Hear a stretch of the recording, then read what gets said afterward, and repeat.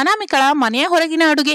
ಶಾರದಾ ಕೋಪದಿಂದ ತನ್ನ ಅಣ್ಣಯ್ಯ ರಾಮಮೋಹನ್ ಅತ್ತಿಗೆ ಸುಶೀಲಳ ಮನೆಯ ಬೆಡ್ರೂಮ್ ಅಲ್ಲಿ ಕೂತಿರ್ತಾಳೆ. ರಾಮಮೋಹನ್ ಸುಶೀಲ ಇಬ್ಬರು ಅವಳ ಹತ್ರಕ್ಕೆ ಬರ್ತಾರೆ. ಏನಮ್ಮ ಶಾರದಾ, ನೀನು ಭಾವನವರು ಇನ್ನು ಚಿಕ್ಕ ಮಕ್ಕಳು ಅಂದ್ಕೋತಿದ್ದೀರಾ? ಯಾಕೆ ಹೀಗೆ ಚಿಕ್ಕ ಚಿಕ್ಕ ಮಾತಿಗೆ ಜಗಳ ಆಡ್ತೀರಾ? ಮಗ, ಸೊಸೆ, ಮೊಮ್ಮಗಳು, ಮೊಮ್ಮಗ ಹೀಗೆ ಎಲ್ಲರೂ ಇದ್ದಾರೆ, ಆದ್ರೂ ಇನ್ನೂ ಜಗಳ ಆಡ್ತಾ ಇದ್ದೀರಾ? ನನ್ ತಪ್ಪೇನು ಇಲ್ಲ ಅಣ್ಣಯ್ಯ. ನಿನ್ ಭಾವನವ್ರೆ ನನ್ನ ಹತ್ರ ಚಿಕ್ಕ ಚಿಕ್ಕ ಮಾತಿಗೂ ಜಗಳ ಆಡ್ತಾರೆ. ನನ್ನನ್ನ ಏನೋ ಒಂದು ಮಾತು ಅಂತಾನೆ ಇರ್ತಾರೆ. ನಾನು ಹೇಳಿದ್ದು ಕೇಳಿಸ್ಕೊಳ್ಳೋದೇ ಇಲ್ಲ. ಯಾವಾಗ ನೋಡಿದ್ರು ತನ್ನ ಮಾತನ್ನೇ ನಡೆಸ್ಬೇಕು ಅಂದ್ಕೋತಾ ಇರ್ತಾರೆ. ಅದು ನನಗೆ ಹಿಡ್ಸಲ್ಲ ಅಂತ ಹೇಳಿದ್ರೆ ಅವರಿಗೆ ಹಿಡ್ಸೋದಿಲ್ಲ, ನನ್ ಜೊತೆ ಜಗಳಕ್ಕೆ ಬರ್ತಾರೆ.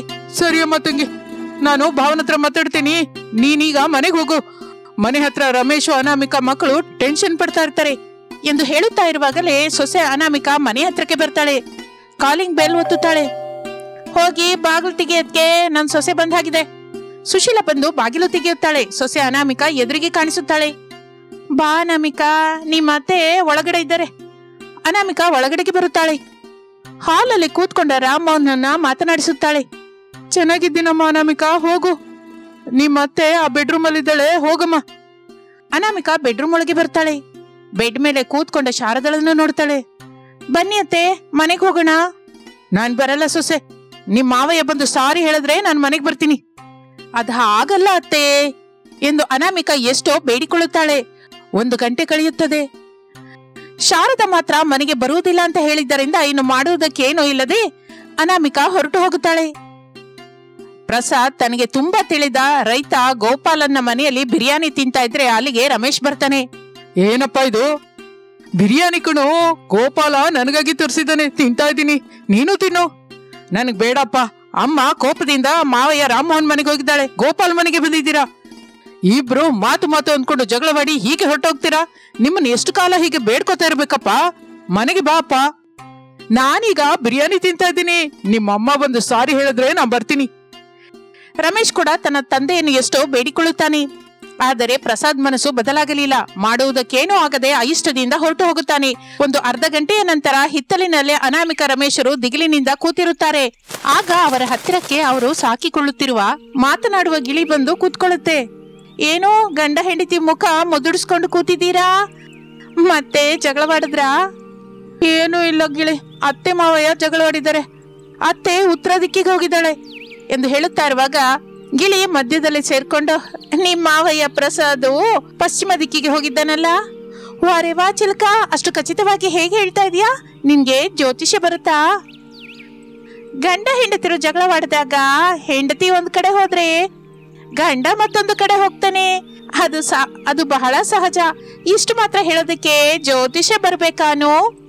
ಅವನು ಏನ್ ಅನ್ಬೇಕು ಗಿಳಿ? ಇನ್ನು ದಿಗಿಲಿನಿಂದ ಕೂತ್ಕೊಂಡಾಗ ಕೂಡ ನಿನಗೆ ಕೆಟ್ಟ ಚೊಕ್ಕು ಹಾಕ್ಬೇಕು ಅನ್ನಿಸ್ತಾ ಇದೆ ಅಂದ್ರೆ ನಿಮ್ಮ ಅಮ್ಮ ಅಪ್ಪನ ಬಗ್ಗೆ ತುಂಬಾ ಆಲೋಚಿಸ್ತಾ ಅನ್ನೋ ಹಾಗೆ ರಾಮ್.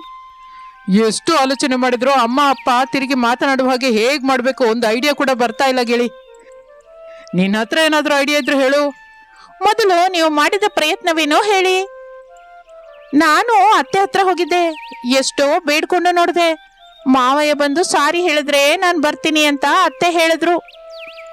ಅಪ್ಪ ಕೂಡ ಅದೇ ಮಾತಂದ್ರು, ಅಮ್ಮ ಬಂದು ಸಾರಿ ಹೇಳಿದ್ರೆ ತಾನು ಬರ್ತೀನಿ ಅಂತ. ಏನ್ ಮಾಡ್ಬೇಕು ಅರ್ಥವಾಗದೆ ಇಬ್ರು ಹೀಗೆ ದಿಗಿಲಿನಿಂದ ಕೂತಿದ್ದೀರಾ ಅಲ್ವಾ? ಹೌದು ಗಿಳಿ.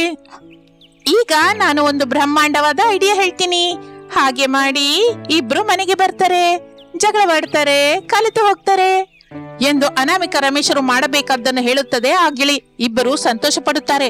ಕ್ಷಣ ಕೂಡ ತಡ ಮಾಡದೆ ಶಾರದಳ ಹತ್ತಿರಕ್ಕೆ ಅನಾಮಿಕಾ ಹೋಗಿ ಗಿಳಿ ಹೇಳಿದ ಹಾಗೆ ಹೇಳುತ್ತಾಳೆ. ರಮೇಶ್ ಹೋಗಿ ಪ್ರಸಾದನಿಗೆ ಗಿಳಿ ಹೇಳದ್ದನ್ನ ಹೇಳ್ತಾನೆ. ಅಷ್ಟೇ, ಕೋಪದಿಂದ ಆ ಕಡೆಯಿಂದ ಶಾರದಾ, ಈ ಕಡೆಯಿಂದ ಪ್ರಸಾದ್ ಇಬ್ಬರು ಮನೆಗೆ ಬರುತ್ತಾರೆ. ನಾನ್ ಹೇಳಿದ ಹಾಗೆ ಮೆಕ್ಕೆಜೋಳನ ಹಾಕ್ಬೇಕು. ಇಲ್ಲ ಇಲ್ಲ, ನಾನ್ ಹೇಳಿದಾಗೆ ಹತ್ತಿನೇ ಹಾಕ್ಬೇಕು. ಮೆಕ್ಕೆಜೋಳಕ್ಕೆ ಯಾವ ಕಾಲದಲ್ಲಾದ್ರೂ ಒಳ್ಳೆ ದರ ಬರುತ್ತೆ ಶಾರದಾ, ನನ್ ಮಾತ್ ಕೇಳು. ನಾನು ಕೂಡ ಅದೇ ಹೇಳ್ತಾ ಇದ್ದೀನಿ, ಹತ್ತಿಗೆ ಕೂಡ ಒಳ್ಳೆ ರೇಟ್ ಇದೆ. ಇಬ್ಬರು ಹಾಗೆ ಜಗಳವಾಡುತ್ತಾ ಆಡುತ್ತಾ ಮಾತನಾಡಿಕೊಳ್ಳಲಿಕ್ಕೆ ಶುರು ಮಾಡುತ್ತಾರೆ. ಅದನ್ನು ನೋಡಿದ ಅನಾಮಿಕಾ ರಮೇಶರು ಸಂತೋಷ ಪಡುತ್ತಾರೆ. ಹಾಗೆ ಆ ದಿನ ಕಳೆದು ಹೋಗುತ್ತದೆ. ಮಾರನೇ ದಿನ ಬೆಳಿಗ್ಗೆಯಾಗಿದ್ದರಿಂದ ಭಾನುವಾರ. ಹರೀಶ್ ಭವ್ಯರು ಹೊರಗೆ ಆಡಿಕೊಳ್ತಾ ಇರ್ತಾರೆ. ಶಾರದಾ ದುಡ್ಡು ಹಿಡಿದುಕೊಂಡು ಮನೆಗೆ ಬರ್ತಾಳೆ. ಎಲ್ಲರನ್ನು ಕರೆಯುತ್ತಾಳೆ. ಪ್ರಸಾದ್, ರಮೇಶ್, ಅನಾಮಿಕಾ ಹೊರಗೆ ಬರುತ್ತಾರೆ. ಸೊಸೆ, ಚೀಟಿ ದುಡ್ಡು ಬಂದಿದೆ, ಇನ್ನು ಬಂಡವಾಳಕ್ಕೆ ಸರಿ ಹೋದ ಮೇಲೆ ಸ್ವಲ್ಪ ದುಡ್ಡು ಮಿಕ್ಕತ್ತೆ, ಅದು ಮಕ್ಕಳಿಗಾಗಿ ಎತ್ತಿಡೋಣ. ಸೊಸೆ, ಬಿರಿಯಾನಿ ಮಾಡಮ್ಮ, ಎಲ್ರು ಹೊಟ್ಟೆ ತುಂಬ ತಿನ್ನೋಣ. ತಾತಯ್ಯ, ಬಿರಿಯಾನಿನ ಯಾವಾಗ್ಲೂ ಮನೆಗೆ ತಿನ್ನೋಣವಾ ಹೊರಗೆ ತಿನ್ನೋಣವಾ? ಹೌದು ತಾತಯ್ಯ, ಹೊರಗೆ ತಿನ್ನೋಣ. ಹೊರಗೆ ಅಂದ್ರೆ ಯಾವ್ದಾದ್ರು ಹೋಟೆಲ್ಗೆ ಹೋಗೋಣವಾ? ಹೋಟೆಲ್ಗೆ ಅಲ್ಲ ಅಪ್ಪ, ಹಾಗೆ ಹಾಯಾಗಿ ಎಲ್ರು ಸೇರಿ ಪಿಕ್ನಿಕ್ಗೆ ಹೋಗೋಣ. ವಾವಣ್ಣಯ್ಯ, ಚೆನ್ನಾಗಿ ಹೇಳ್ದೆ. ಬಹಳ ದಿನದಿಂದ ನಾವು ಎಲ್ಲಿಗೂ ಹೋಗಿಲ್ವಲ್ಲ, ಎಲ್ಲಿಗಾದ್ರೂ ಕರ್ಕೊಂಡು ಹೋಗಿ ಅಂತ ಕೇಳಿದ್ರು ದುಡ್ಡಿಲ್ಲ ಅಂತ ಹೇಳ್ತಾ ಇದ್ರು. ಈಗ ದುಡ್ಡಿದೆ ಅಲ್ವಾ, ಎಲ್ರು ಸೇರಿ ಹಾಯಾಗಿ ಪಿಕ್ನಿಕ್ ಹೋಗೋಣವಾ? ಅದಲ್ಲ ತಾಯಿ, ಈ ದುಡ್ಡು ನಿಮಗಾಗಿ ಎತ್ತಿಡ್ಬೇಕು ಅಂದ್ಕೋತಾ ಇದ್ದೀವಿ. ಪ್ಲೀಸ್ ಅಜ್ಜಿ, ಪಿಕ್ನಿಕ್ಗೆ ಹೋಗೋಣ. ಹೋಗೋಣ ಅಜ್ಜಿ ಎಂದು ಮಕ್ಕಳು ಬಹಳ ಹೊತ್ತು ಬೇಡಿಕೊಳ್ಳುತ್ತಾ ಇರ್ತಾರೆ. ಒಪ್ಕೊಳ್ಳುತ್ತೆ, ಎಲ್ರು ಸೇರಿ ಹಾಗೆ ಹಾಯಾಗಿ ಹೋಗ್ಬರೋಣ. ಏನಂತೀರ ರೀ? ಮನೆ ಯಜಮಾನ್ಕೆ ನಿಂದು, ನನ್ ಕೇಳಿದ್ರೆ ನಾನೇನ್ ಹೇಳ್ತೀನಿ ಶಾರದಾ? ಎಲ್ಲ ವಿಧದಿಂದ ನೀನು ಆಲೋಚಿಸಿ ನಿರ್ಣಯ ತಗೋ. ನಿಮ್ಮ ಅಭಿಪ್ರಾಯ ಏನು? ಹೋಗೋಣವಾ ಬೇಡವಾ? ಮಕ್ಕಳು ಅಷ್ಟೆಲ್ಲ ಕೇಳ್ತಾ ಇದ್ದಾರೆ. ಅದು ಅಲ್ಲದೆ ನನಗೆ ಹೊರಗ್ಬೇಕು ಅನ್ನಿಸ್ತಾ ಇದೆ ಶಾರದಾ. ಹಾಯಾಗಿ ಎಲ್ರು ಸೇರಿ ಹೋಗೋಣ. ಸರಿ, ಹೋಗೋಣ. ದುಡ್ಡಿನ ಸಮಸ್ಯೆ ಯಾವತ್ತೂ ಇರೋದೇ ಅಲ್ವಾ? ಏನಂದ್ರೆ ನೀವು ನಮ್ಮ ಅಣ್ಣಯ್ಯಂಗೆ ಫೋನ್ ಮಾಡಿ ನೆಕ್ಸ್ಟ್ ಸಂಡೇ ಪಿಕ್ನಿಕ್ಗೆ ಹೋಗೋಣ ಅಂತ ಹೇಳಿ. ಸರಿ ಶಾರದಾ. ಹಾಗೆ ಎಲ್ಲರೂ ಸಂತೋಷ ಪಡುತ್ತಾರೆ. ಒಂದು ವಾರ ಕಳೆಯುತ್ತದೆ. ಆ ದಿನ ಸಂಡೇ. ಶಾರದಾ ಕುಟುಂಬದ ಜೊತೆ ರಾಮಮೋಹನ್, ಸುಶೀಲಾ ಎಲ್ಲರೂ ಸೇರಿ ಪಿಕ್ನಿಕ್ಗೆ ಬರುತ್ತಾರೆ. ಹಚ್ಚನೆಯ ಹಸಿರಿನ ನಡುವೆ ತಣ್ಣನೆಯ ವಾತಾವರಣದಲ್ಲಿ ಹರಿಯುತ್ತಿರುವ ನದಿಯ ಪಕ್ಕದಲ್ಲಿ ಎಲ್ಲರೂ ಕೂತ್ಕೊಂಡು ಮಾತನಾಡಿಕೊಳ್ಳುತ್ತಾ ತರಕಾರಿ ಕಟ್ ಮಾಡ್ತಾ ಇರ್ತಾರೆ, ಚಿಕನ್ ಕಟ್ ಮಾಡ್ತಾ ಇರ್ತಾರೆ. ಅನಾಮಿಕಾ ಅಡಿಗೆ ಮಾಡಲಿಕ್ಕೆ ಶುರು ಮಾಡುತ್ತಾಳೆ. ಅದ್ಕೆ ನನ್ ಸೊಸೆ ಅಂತ ಹೇಳೋದಲ್ಲ ಹೊರತು ಅನಾಮಿಕಾ ಅಡಿಗೆ ಚೆನ್ನಾಗಿ ಮಾಡ್ತಾಳೆ. ಅಯ್ಯೋ ಅದ್ಕೆ, ಅನಾಮಿಕಾ ಅಡಿಗೆ ಬಗ್ಗೆ ನಂಗೆ ಹೇಳ್ತಾ ಇದ್ಯಾ? ನಾನು ಎಷ್ಟು ಸಲ ಅನಾಮಿಕಳನ್ನ ಮನೆಗೆ ಕರ್ಕೊಂಡು ಹೋಗಿ ಹಿಡಿಸಿದ ಅಡಿಗೆನ ಮಾಡಿಸ್ಕೊಂಡಿಲ್ಲ ಹೇಳು. ಹೌದಲ್ವಾ? ನಾನು ಆ ವಿಷಯನೇ ಮರ್ತೋದೆ. ಹೌದು ಸೊಸೆ, ಖಾರ ಹೆಚ್ಚು ಅಲ್ಲ, ಉಪ್ಪು ಕಡಿಮೆ ಅಲ್ಲ, ಎಲ್ಲ ಸರಿ ಹೋಗುವ ಹಾಗೆ ಹಾಕ್ತೀಯಾ. ಅದು ಹೇಗೆ ಸಾಧ್ಯ? ಅದು ಅಡಿಗೆ ಮಾಡೋರ್ಗೆ ಗೊತ್ತುತ್ತೆ ಎಂದು ಎಲ್ಲರೂ ಮಾತನಾಡಿಕೊಳ್ಳುತ್ತಾ ಅಡಿಗೆ ಪೂರ್ತಿ ಮಾಡುತ್ತಾರೆ. ತಿನ್ನಬೇಕು ಅಂದುಕೊಳ್ಳುತ್ತಾ ಇರುವಾಗಲೇ ಮಳೆ ಶುರುವಾಗುತ್ತದೆ. ಪಿಕ್ನಿಕ್ಗೆ ಬಂದವರೆಲ್ಲರೂ ಶಾಕ್ ಆಗುತ್ತಾರೆ.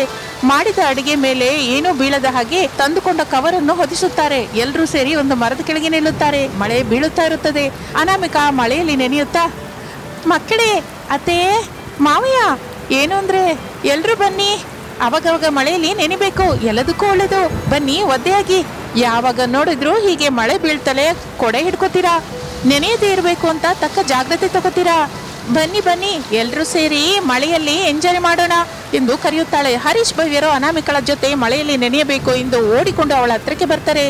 ಮಕ್ಕಳು, ಅನಾಮಿಕಾ ಎಲ್ಲರೂ ಮಳೆಯಲ್ಲಿ ನೆನೆಯುತ್ತಾ ತುಂಟತನ ಮಾಡ್ತಾ ಇರ್ತಾರೆ. ಶಾರದಂಗಿ ಕೂಡ ಮಳೆಯಲ್ಲಿ ಆಡಬೇಕು ಅನಿಸುತ್ತದೆ. ಬಾ ಅದಕ್ಕೆ ನಾವು ಕೂಡ ಸ್ವಲ್ಪ ಹೊತ್ತು ಮಕ್ಕಳಾಗೋಣ.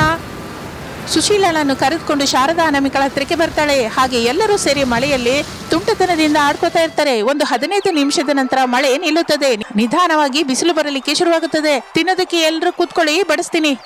ಸ್ವಲ್ಪ ಹೊತ್ತು ನಿಲ್ಲು ಸೊಸೆ, ಹೇಗೂ ಬಿಸಿಲು ಬರ್ತಾ ಇದೆ ಅಲ್ಲ, ಬಟ್ಟೆ ಪೂರ್ತಿಯಾಗಿ ಒಣಗಿದ ಮೇಲೆ ತಿನ್ನೋಣ. ಇಷ್ಟರಲ್ಲಿ ಕಾಡೆಲ್ಲ ಸುತ್ತಿ ನೋಡೋಣ, ಬನ್ನಿ. ನಾನು ರಾಮಮೋಹನ್ ಭಾವನರು ಇಲ್ಲೇ ಫುಡ್ಗೆ ಕಾವಲಾಗಿ ಇರ್ತೀವಿ ಹೊತ್ತು ನೀವು ಹೋಗಿ ಬನ್ನಿ ಎಂದು ಪ್ರಸಾದ್, ರಾಮಮೋಹನ್ ಊಟದ ಹತ್ತಿರ ನಿಂತ್ಕೊಂಡು ಮಾತನಾಡಿಕೊಳ್ತಾ ಇರ್ತಾರೆ. ಶಾರದಾ, ಅನಾಮಿಕಾ, ಸುಶೀಲಾ ಮಕ್ಕಳು ಎಲ್ಲರೂ ಸೇರಿ ಕಾಡೆಲ್ಲ ಸುತ್ತಿ ತಿರುಗುತ್ತಾ ಇರ್ತಾರೆ, ಸಂತೋಷ ಪಡ್ತಾ ಇರ್ತಾರೆ. ಹಾಗೆ ಬಟ್ಟೆ ಒಣಗಿದ ನಂತರ ಎಲ್ಲರೂ ಕೂತ್ಕೊಂಡು ಬಾಳೆ ಎಲೆಯಲ್ಲಿ ಎಲ್ಲ ತರದ ಫುಡ್ ಅನ್ನು ಇಟ್ಕೊಂಡು ಹೊಟ್ಟೆ ತುಂಬಾ ತಿಂತಾರೆ. ಅನಾಮಿಕಾ ಎಲ್ಲರಿಗೂ ಬಡಿಸುತ್ತಾಳೆ. ತೆಗೆದುಕೊಂಡು ಬಂದ ಕೂಲ್ ಡ್ರಿಂಕ್ಸ್ ಅನ್ನು ಕೂಡ ಎಲ್ರಿಗೂ ಕೊಡ್ತಾಳೆ. ಹಾಗೆ ಎಲ್ಲರೂ ಸೇರಿ ಸಾಯಂಕಾಲದವರೆಗೂ ಪಿಕ್ನಿಕ್ ಅನ್ನ ಫುಲ್ ಆಗಿ ಎಂಜಾಯ್ ಮಾಡ್ತಾರೆ. ತಿರುಗಿ ಮನೆಗೆ ಬರುತ್ತಾರೆ. ಆ ದಿನ ರಾತ್ರಿ ಶಾರದಳ ಕುಟುಂಬ ಎಲ್ಲ ಮರೆತು ಹೋಗಿ ಪ್ರಶಾಂತವಾಗಿ ಮಲಗಿರುತ್ತದೆ. ಮಾರನೇ ದಿನದಿಂದ ಶಾರದಳ ಕುಟುಂಬ ಹೊಲದ ಕೆಲಸ ಮಾಡಿಕೊಳ್ಳುತ್ತಾ ಜೀವಿಸುತ್ತಾ ಇರುತ್ತೆ. ಇದು ಇಂದಿನ ಕತೆ. ಮತ್ತೊಂದು ಆಸಕ್ತಿಕರವಾದ ಕತೆ ಜೊತೆ ಮತ್ತೆ ಸೇರೋಣ. ನಮಸ್ತೆ. ಬಾಲ್ಕನಿಯಲ್ಲಿ ಪ್ರಸಾದ್ ಕೂತ್ಕೊಂಡು ಆಫೀಸ್ ಫೈಲ್ ನೋಡ್ತಾ ಇರ್ತಾನೆ. ಹೆಂಡತಿ ಶಾರದಾ ರಿಂಗ್ ಆಗ್ತಾ ಇರುವ ಸೆಲ್ ಫೋನ್ ಅನ್ನು ಹಿಡಿದುಕೊಂಡು ಕೋಪದಿಂದ ಬರ್ತಾಳೆ. ಶಾರದಾ, ಫೋನ್ ಅಷ್ಟೆಲ್ಲ ರಿಂಗ್ ಆಗ್ತಾ ಇರ್ಬೇಕಾದ್ರೆ ಮಾತಾಡ್ಬೋದಲ್ಲ? ಮಾತಾಡೋಣ ಅಂತ ಫೋನ್ ತಗೊಂಡೆ, ಆದ್ರೆ ಕಾಲಿಂಗ್ ಪ್ರಕಾಶ್ ರಾವ್ ಅಂತ ಕಾಣಿಸುತ್ತಲೇ ಫೋನ್ ಹಿಡ್ಕೊಂಡು ನಿಮ್ ಹತ್ರ ಬಂದೆ. ಸರಿ ಬಿಡು, ಆ ಫೋನ್ ಕೊಟ್ಟು ನೀನ್ ಹೋಗು. ಹೊಸದಾಗಿ ಮತ್ತೆ ಈ ಹಳೆ ಪರಿಚಯ ಏನ್ರಿ? ನೀನೇ ಆಲೋಚಿಸು ಶಾರದಾ. 10 ವರ್ಷದ ನಂತರ ಕೂಡ ಅವನು ನನ್ನನ್ನ ಗುರ್ತಿಟ್ಕೊಂಡು ಫೋನ್ ಮಾಡಿದ್ದಾನೆ ಅಂದ್ರೆ ಅವನು ಎಂತಹ ದೀನ ಸ್ಥಿತಿಯಲ್ಲಿದ್ದಾನೋ. ಇಲ್ಲಿ ನೋಡಿ, ನಿಮ್ಮ ಸ್ನೇಹಿತ ಎಂತಹ ದೀನ ಸ್ಥಿತಿಯಲ್ಲಿದ್ರೂ ನೀವು ಮಾತ್ರ ನನ್ನ ಅನುಮತಿ ಇಲ್ಲದೆ ನನಗೆ ತಿಳಿಯದ ಹಾಗೆ ಎಂತಹ ಸಹಾಯನೂ ಮಾಡೋದಕ್ಕೆ ಆಗೋದಿಲ್ಲ. ಸರಿ ಬಿಡು ಶಾರದಾ, 5 ವರ್ಷದ ನಂತರ ಅವನೇನಕ್ಕೆ ಫೋನ್ ಮಾಡಿದ್ದಾನೋ ಮೊದಲು ಅದನ್ನು ತಿಳ್ಕೊಬೇಕಲ್ಲ. ಮೊದಲು ಆ ಫೋನ್ ನಂಗೆ ಕೊಡು. ಶಾರದಾ ಫೋನ್ ಕೊಟ್ಟು ಹೊರಟು ಹೋಗುತ್ತಾಳೆ. ಪ್ರಸಾದ್ ಫೋನನ್ನು ನೋಡ್ತಾನೆ. ಪ್ರಕಾಶ್ ರಾವ್ ದೀನವಾಗಿ ಪ್ರಸಾದನ ಮನೆ ಗೇಟ್ ಮುಂದೆ ನಿಂತಿರುತ್ತಾನೆ. ಫೋನ್ ಕಾಲ್ನ ರಿಸೀವ್ ಮಾಡ್ಕೋತಾನೆ. ಹಲೋ ಪ್ರಸಾದು, ನಾನು ಕಣೋ ಪ್ರಕಾಶ್ ರಾವ್. ನಂಗೊತ್ತು, ಪರಿಚಯ ಬೇಕಾಗಿರೋದ ಗಂಟ್ಲು ಕಣೋ ನಿಂದು. ಒಂದು ಸಲ ನಿಮ್ಮನೆ ಗೇಟ್ ಹತ್ರ ಬಾರೋ. ಪ್ರಸಾದ್ ಸ್ವಲ್ಪ ಆಶ್ಚರ್ಯದಿಂದ, ಏನು, ನಮ್ಮನೆ ಗೇಟ್ ಹತ್ರ ಇದೆಯಾ? ಇರು, ನಾನು ಬರ್ತಾ ಇದ್ದೀನಿ ಎಂದು ಪ್ರಸಾದ್ ಫೋನ್ ಅನ್ನು ಇಟ್ಟು ಗೇಟ್ ಹತ್ರಕ್ಕೆ ಬರ್ತಾನೆ. ಗೇಟ್ ಹತ್ರ ಇರುವ ಪ್ರಕಾಶ್ ರಾವ್ ದುಃಖದಿಂದ ನಿಂತಿರುತ್ತಾನೆ. ತನ್ನ ಫ್ರೆಂಡ್ ಅನ್ನು ಹಾಗೆ ನೋಡುತ್ತಾಳೆ. ಪ್ರಸಾದನ ಎದೆ ಒದ್ದಾಡಿ ಹೋಯಿತು. ಕಣ್ಣೀರು ಹಾಕಿಕೊಳ್ಳುತ್ತಾನೆ. ಪ್ರಕಾಶ್ ರಾವ್ ಆ ಕಣ್ಣೀರನ್ನು ನೋಡಿ, ಬೇಡ ಕಣೋ ಪ್ರಸಾದು, ನನ್ನ ದೀನ ಸ್ಥಿತಿನ ನೋಡಿ ಕಣ್ಣೀರ್ ಹಾಕ್ಬೇಡ. ನಿನ್ನನ್ನ ವ್ಯಂಗ್ಯ ಮಾಡಿ ಈ ದಿನ ನಾನು ನಿಮ್ಮ ಮನೆಯಲ್ಲಿ 1 ಹೊತ್ತು ತಿನ್ನೋಕೆ ಅಂತ ಬಂದೆ ಕಣೋ. ಎಂತ ಮಾತಂದೆ ಕಣೋ. ನೀನಿಷ್ಟು ಕಷ್ಟದಲ್ಲಿರುವಾಗ ನಾನು ನಿನಗೆ ನೆನಪಿಗೆ ಬಂದೆ ಅಂದ್ರೆ ಅರ್ಥವಾಗುತ್ತೆ ಕಣೋ. ನಮ್ಮ ಸ್ನೇಹವನ್ನು ನೀನ್ ಎಷ್ಟು ಚೆನ್ನಾಗಿ ಅರ್ಥ ಮಾಡ್ಕೊಂಡಿದ್ಯಾ ಅಂತ. ಬಾರೋ, ಒಳಗಡೆ ಹೋಗೋಣ ಬಾ. ಶಾರದಾ ತಂಗಿಯಮ್ಮ, ಶಾರದಳ ಬಗ್ಗೆ ನಿಂಗೆ ಗೊತ್ತೇ ಇದೆಯಲ್ಲ. ಹೌದು ಕಣೋ, ಕೋಪದಿಂದ ಬೈದ್ರು ಹೊಟ್ಟೆ ತುಂಬಾ ಅನ್ನ ಹಾಕುವ ಅನ್ನಪೂರ್ಣೆ. ಇಬ್ಬರು ಒಳಗಡೆಗೆ ಬರುತ್ತಾರೆ. ಸೊಸೆ ಅನಾಮಿಕಾ ಡೈನಿಂಗ್ ಟೇಬಲ್ ಹತ್ರ ನಿಂತ್ಕೊಂಡು, ಮಾವಯ್ಯ ಡೈನಿಂಗ್ ಟೇಬಲ್ ಹತ್ರ ಬನ್ನಿ, ಅತ್ತೆ ಹೇಳಿದ್ರು ಎಲ್ಲ ಸಿದ್ಧ ಮಾಡಿ ಇಟ್ಟಿದ್ದೀನಿ, ನೀವು ಬಂದು ಕೂತ್ಕೊಂಡ್ರೆ ಬಡಿಸ್ತೀನಿ. ಪ್ರಸಾದ್ ಪ್ರಕಾಶ್ ರಾವ್ ಇಬ್ಬರು ಡೈನಿಂಗ್ ಟೇಬಲ್ ಹತ್ರ ಕೂತ್ಕೋತಾರೆ. ಅನಾಮಿಕಾ ಅವರಿಗೆ ಬಡಿಸುತ್ತಾಳೆ. ಪ್ರಕಾಶ್ ರಾವ್ ಕಣ್ಣೀರು ಹಾಕಿಕೊಳ್ಳುತ್ತಾ ತಿಂತಾ ಇರ್ತಾನೆ. ಪ್ರಕಾಶು, ಸ್ವಲ್ಪವೂ ಸಂಕೋಚ ಪಡದೆ ತಿನ್ನೋ. ಇನ್ನೇನಾದ್ರೂ ಬೇಕು ಅಂದ್ರೆ ಕೇಳು, ನಮ್ ಸೊಸೆ ಚಿಟಿಕೆಲೆ ಮಾಡಿ ಕೊಡ್ತಾಳೆ. ಅವಳಿಗೆ ಅಡಿಗೆ ಮಾಡೋದು ಅಂದ್ರೆ ತುಂಬಾ ಇಷ್ಟ. ಇದು ಸಾಕು ಕಣ ತಂಗಿಯಮ್ಮಂಗೆ ನನ್ ಮೇಲೆ ಇನ್ನೂ ಕೋಪ ಹೋದ ಹಾಗಿಲ್ಲ. ಇಲ್ಲ ಚಿಕ್ಕಪ್ಪ, ಅತ್ತೆಗೆ ನಿಮ್ಮ ಮೇಲೆ ಪ್ರತ್ಯೇಕವಾದ ಅಭಿಮಾನ. ನೀವು ಮಾವಯ್ಯ ಗೇಟ್ ಹತ್ರ ಮಾತಾಡದೆ ಇರ್ಬೇಕಾದ್ರೆ ನೋಡಿದ್ರು. ಖಚಿತವಾಗಿ ಮಾವಯ್ಯ ನಿಮ್ಮನ್ನ ಊಟಕ್ಕೆ ಕರೀತಾರೆ ಅಂತ ಗ್ರಹಿಸಿ ನಿಮ್ಗಿಷ್ಟವಾದ ಅಡಿಗೆನ ನನ್ನ ಹತ್ರ ಮಾಡಿಸಿದ್ದಾರೆ ಎಂದು ಅನಾಮಿಕಾ ಹೇಳಿದ ನಂತರ ಪ್ರಕಾಶ್ ರಾವ್ ಡೈನಿಂಗ್ ಟೇಬಲ್ ಅನ್ನು ಆಗ ನೋಡುತ್ತಾನೆ. ಟೇಬಲ್ ಮೇಲೆ ಅವನಿಗಿಷ್ಟವಾದ ಅಡಿಗೆಗಳೇ ಇರುತ್ತದೆ. ಘಮಘಮ ವಾಸನೆಗಳು ಬರ್ತಾ ಇರುತ್ತೆ. ಪ್ರಕಾಶ್ ರಾವ್ ಎಲ್ಲ ತರದ ಅಡಿಗೆನ ಇಟ್ಕೊಂಡು ಹೊಟ್ಟೆ ತುಂಬಾ ತಿಂತಾನೆ. ಅದನ್ನು ನೋಡಿ ಪ್ರಸಾದ್ ಕೂಡ ಸಂತೋಷ ಪಡುತ್ತಾನೆ. ಅಮ್ಮ ಸೊಸೆ, ಇನ್ನು ನೀನ್ ಹೋಗು ತಾಯಿ, ನಾವಿಬ್ಬರು ತಿಂದ ಮೇಲೆ ಕರಿತೀನಿ ಹೊರತು. ಹಾಗೆ ಮಾವಯ್ಯ. ಅನಾಮಿಕಾ ಅಲ್ಲಿಂದ ಹೊರಟು ಹೋಗುತ್ತಾಳೆ. ಪ್ರಸಾದ್ ಪ್ರಕಾಶ್ ರಾವ್ ಮಾತನಾಡಿಕೊಳ್ತಾ ತಿಂತಾ ಇರ್ತಾರೆ. ಅನಾಮಿಕಾ ಶಾರದಳ ಬೆಡ್ರೂಮ್ಗೆ ಬರ್ತಾಳೆ. ಶಾರದಾ ಕಿಟಕಿ ಹತ್ರ ನಿಂತ್ಕೊಂಡು ಹೊರಗಡೆ ನೋಡ್ತಾ ಇರ್ತಾಳೆ. ಅತ್ತೇ, ನಂಗೆ ಗೊತ್ತು ಸೊಸೆ, ನಮ್ಮ ಮನೆಗೆ ಬಂದವನ ಬಗ್ಗೆ ಕೇಳ್ಬೇಕು ಅಂದ್ಕೊಳ್ತಾ ಇದೀಯಾ, ಅಷ್ಟೇ ಅಲ್ವಾ? ಹೌದು ಅತ್ತೆ, ನನ್ನನ್ನ ಚಿಕ್ಕಪ್ಪ ಅಂತ ಕರಿ ಅಂತ ಹೇಳಿದ್ರಿ, ನಾನು ಹಾಗೆ ಕರ್ದೆ. ಈಗ ನಾನು ತಿಳ್ಕೊಬೇಕು ಅಂದ್ಕೊತಾ ಇದ್ದೀನಿ ಅತ್ತೆ, ಹೇಳ್ತೀರಾ? ಸೊಸೆ, ಒಂದು ಕಾಲದಲ್ಲಿ ಈ ಪ್ರಕಾಶ್ ರಾವಣ್ಣಯ್ಯ ನಿಮ್ಮ ಮಾವಯ್ಯ ಊರಿನಲ್ಲಿ ಒಳ್ಳೆ ಫ್ರೆಂಡ್ಸು. ಇಬ್ಬರು ವ್ಯವಸಾಯ ಮಾಡ್ಕೋತಾ ಇದ್ರು. ಭೂಮಾತೆ ಅವರ ಶ್ರಮವನ್ನು ಗುರುತಿಸಿ ಅವರಿಗೆ ಒಳ್ಳೆ ಫಲಿತವನ್ನೇ ಕೊಟ್ಲು. ಇಬ್ಬರು ಚೆನ್ನಾಗಿ ಸಂಪಾದಿಸಿದ್ರು. ಮತ್ತೆ ನಮ್ಮ ಮದ್ವೆಗೆ ಬರ್ಲಿಲ್ವಲ್ಲ ಅತ್ತೆ? ನಾನು ಹೇಳೋದ್ ಕೇಳು ಸೊಸೆ. ಹೇಳಿ ಅತ್ತೆ. ಇಬ್ಬರು ಮಾತಾಡ್ಕೊಂಡು ಇನ್ನು ಮಾಡಿದ ವ್ಯವಸಾಯ ಸಾಕು ಅಂತ ಆ ಹಳ್ಳಿನ ಬಿಟ್ಟು ಪಟ್ಟಣಕ್ಕೆ ಬಂದ್ರು. ಬಟ್ಟೆ ವ್ಯಾಪಾರ ನಿಮ್ಮ ಮಾವಯ್ಯ ಶುರು ಮಾಡಿದ್ರು. ಹೋಟೆಲ್ ವ್ಯಾಪಾರ ಪ್ರಕಾಶ್ ರಾವ್ ಶುರು ಮಾಡಿದ್ರು. ಶಾರದಾ ಹೇಳುತ್ತಾ ಇದ್ದರೆ ಅನಾಮಿಕಾ ಕೇಳ್ಕೊತಾ ಇರ್ತಾಳೆ. ಮೊದಲಿನೋ ನಮ್ಮ ಬಟ್ಟೆ ಶಾಪು ಸರಿಯಾಗಿ ನಡೀತಾ ಇರ್ಲಿಲ್ಲ, ಬಹಳ ಕಷ್ಟಪಟ್ವಿ. ಪ್ರಕಾಶ್ ರಾವ್ ಅನ್ನೋದೇನೋ ಹೋಟೆಲ್ ಫುಡ್ ಬಿಸ್ನೆಸ್ ಅಲ್ವಾ, ಚೆನ್ನಾಗಿ ನಡೀತು. ದುಡ್ಡಿನ ಜೊತೆ ಅಹಂಕಾರ ಕೂಡ ಬಂತು. ನಮ್ಮ ವ್ಯಾಪಾರ ಸರಿಯಾಗಿ ನಡೀತಾ ಇಲ್ಲ ಅಂತ ವ್ಯಂಗ್ಯ ಮಾಡ್ತಾ ಇದ್ರು. ಒಂದು ದಿನ ಇಬ್ಬರು ಮಾತು ಅನ್ಕೊಳ್ಳೋ ಪರಿಸ್ಥಿತಿ ಬಂತು ಎಂದು ಶಾರದಾ ಹೇಳ್ತಾ ಇದ್ದಾರೆ. ಆಗಲೇ ಅಲ್ಲಿಗೆ ಪ್ರಸಾದ್ ಬರ್ತಾನೆ. ಶಾರದಾ, ನಮ್ಮಿಬ್ರನ್ನು ಪ್ರಕಾಶ್ ರಾವ್ ಲಾನ್ಗೆ ಬಾ ಅಂತ ಕರೀತಾ ಇದ್ದಾನೆ, ಬಾ. ಶಾರದಾ ಪ್ರಸಾದರು ಸೇರಿ ಹೊರಗಡೆ ಲಾನ್ ಹತ್ರ ಇರುವ ಸೋಫಾದ ಹತ್ತಿರ ಬರುತ್ತಾರೆ. ಪ್ರಕಾಶ್ ರಾವ್ ಅಲ್ಲಿ ಕೂತಿರುತ್ತಾನೆ. ಶಾರದಾ ಪ್ರಸಾದರು ಕೂತ್ಕೋತಾರೆ. ಶಾರದಾ ತಂಗಮ್ಮ, ಅರೆ ಪ್ರಸಾದು, ನನ್ನನ್ನು ಕ್ಷಮಿಸ್ಬಿಡ್ರು.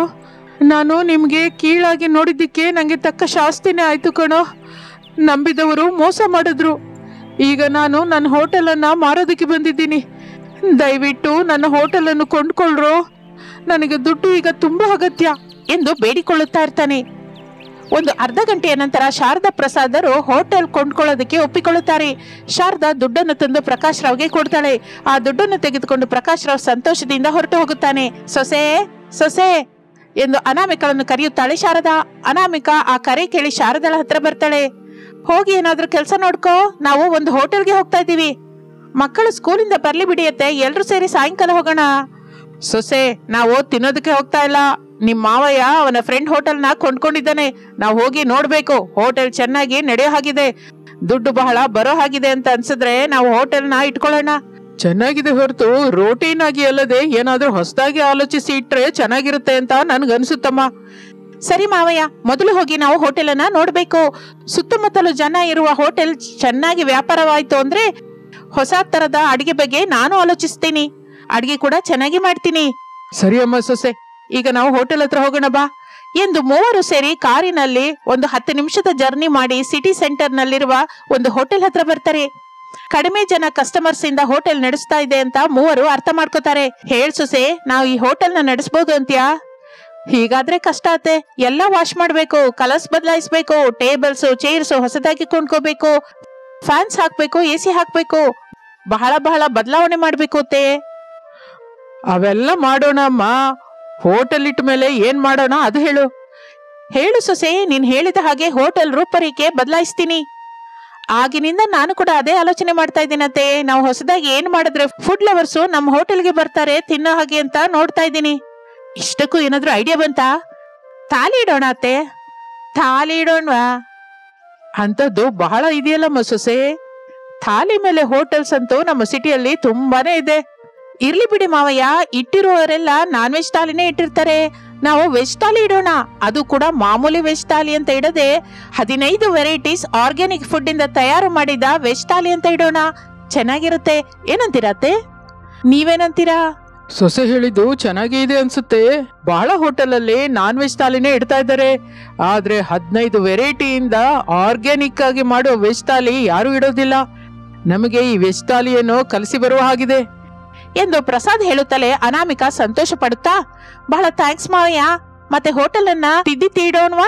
ಹಾಗೆ ಸೊಸೆ, ನಾಳೆಯಿಂದ ಈ ಹಳೆ ಹೋಟೆಲ್ ಅನ್ನ ಹೊಸ ಹೋಟೆಲ್ ಗೆ ಬದಲಾಯಿಸುವ ಕೆಲಸ ಶುರು ಮಾಡೋಣ. ತಿರುಗಿ ಮೂವರು ಕಾರಿನಲ್ಲಿ ಮನೆಗೆ ಬರುತ್ತಾರೆ. 2 ದಿನದಲ್ಲಿ ಪ್ರಸಾದ್ ಹೋಟೆಲ್ ಹತ್ರವೇ ಇದ್ದು ಎಲ್ಲ ಕೆಲಸವನ್ನು ಮಾಡುತ್ತಾನೆ. ಹಳೆ ಹೋಟೆಲ್ ಅನ್ನು ಹೊಸದಾಗಿ ಬದಲಾಯಿಸುತ್ತಾನೆ. ಶಾರದಾ, ಹೋಟೆಲ್ ರೆಡಿಯಾಗಿ ಹೋಗಿದೆ. ನಾಳೆ ಒಳ್ಳೆ ದಿನ ಅಂತ ಪಂಡಿತರು ಹೇಳಿದ್ದಾರೆ. ನಾಳೆನೆ ಪೂಜೆ ಇಟ್ಕೊಳ್ಳೋಣವಾ? ಏನಂತೀರಾ? ಪಂಡಿತರು ಹೇಳಿದಾಗೆ ನಾಳೆನೆ ಓಪನ್ ಮಾಡೋಣ ರೀ ಎಂದು ಮಾತನಾಡಿಕೊಳ್ಳುತ್ತಾರೆ. ಇನ್ನು ಮಾರನೇ ದಿನ ಎಲ್ಲರೂ ಹೊಸ ಬಟ್ಟೆ ಹಾಕಿಕೊಂಡು 15 ವೆರೈಟೀಸ್ ಥಾಲಿ ಅನ್ನುವ ಹೋಟೆಲ್ ಅನ್ನ ಪ್ರಾರಂಭಿಸುತ್ತಾರೆ. ನಾನ್ ವೆಜ್ ಥಾಲಿ ತಿಂದು ತಿಂದು ಏನಾದ್ರೂ ಹೊಸ ವೆರೈಟಿ ತಿನ್ನೋಣ ಅಂತ ನೋಡುತ್ತಾ ಇರುವವರಿಗೆ ಅನಾಮಿಕಾ ಇಟ್ಟ 15 ವೆರೈಟೀಸ್ ವೆಜ್ ಥಾಲಿ ಅನ್ನುವ ಹೋಟೆಲ್ ಬಗ್ಗೆ ತಿಳಿದುಕೊಂಡು ಹೋಗ್ತಾ ಇರ್ತಾರೆ. ಆರ್ಗ್ಯಾನಿಕ್ ಆಗಿ ಮಾಡಿದ 15 ವೆರೈಟೀಸ್ ವೆಜ್ ಥಾಲಿ ಅನ್ನುತ್ತಲೇ ಫುಡ್ ಲವರ್ಸ್ ಎಷ್ಟೋ ಇಷ್ಟಪಡುತ್ತಾ ತಿಂತಾ ಇರ್ತಾರೆ. ಹಾಗೆ ಅನಾಮಿಕಾ ಶುರು ಮಾಡಿದ 15 ವೆರೈಟಿಗಳ ವೆಜ್ ಥಾಲಿ ಬಿಸ್ನೆಸ್ ತುಂಬಾ ಚೆನ್ನಾಗಿ ಸಕ್ಸಸ್ ಆಗುತ್ತೆ. ಎಲ್ಲರೂ ಸಂತೋಷದಿಂದ ಇರ್ತಾರೆ.